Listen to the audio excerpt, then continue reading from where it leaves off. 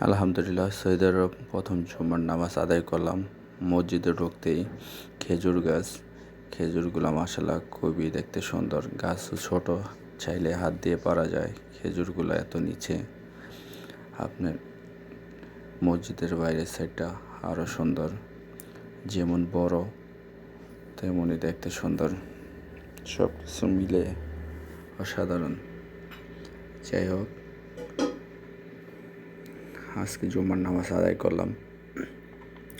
ভিতরটা মাশাআল্লাহ আরও বেশি সুন্দর।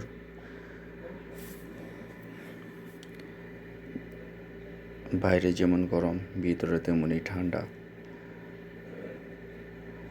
মসজিদের মধ্যে ফ্রিজ রাখা আছে, চাইলে পানি পান করা যায়।